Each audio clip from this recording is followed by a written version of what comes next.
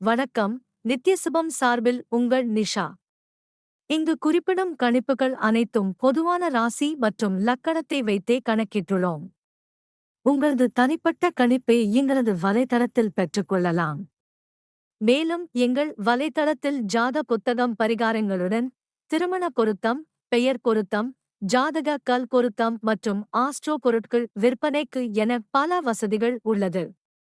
வாங்கல் தலைப்பிற்கு செல்வோம். மகர ராசியினருக்கு இந்த மாதத்தின் சில காலங்கள் ஜாதகக்காரர்களுக்கு சாதகமாக இருக்கும்.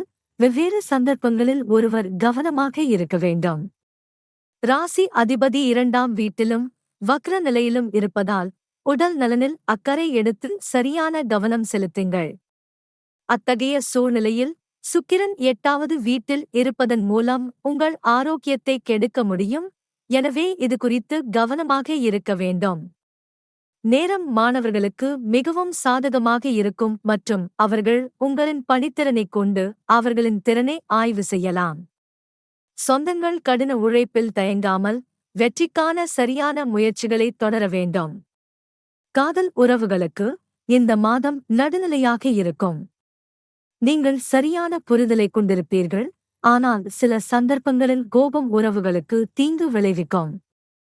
எனவே கவனமாக பேசுங்கள் மற்றும் ஒருவருக்கொருவர் அன்பான வார்த்தைகளின் ஓட்டத்தை வைத்திருங்கள். இது உறவை நிலையானதாக வைத்திருக்கும் மற்றும் திருமணமான தம்பதிகளுக்கு இந்த மாதம் நடுத்தரமாக இருக்கும்.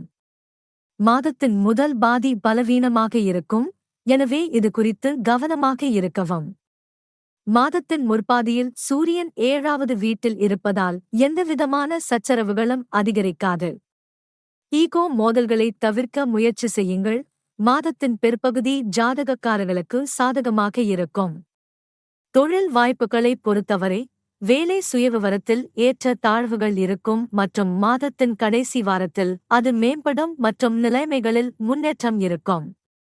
மாத பிற்பாதியில் உத்தியோகத்தில் மாற்றம் ஏற்பட வாய்ப்பு உண்டு. வணிக உலகில் மக்கள் அரசாங்கத் துறையால் ஆதாயமடைவார்கள் மற்றும் அரசாங்கத் துறையுடன் ஜாதகக்காரர்களின் கூட்டுறவு வணிக வெற்றியை ஏற்படுத்தும். கருத்தில் பிடிவாதத்தை தவிர்க்கவும்.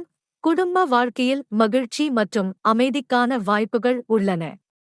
நல்ல நிதி வெற்றிக்கான வாய்ப்பு உள்ளது, ஆனால் செலவுகளுக்கான வாய்ப்புகள் உள்ளன.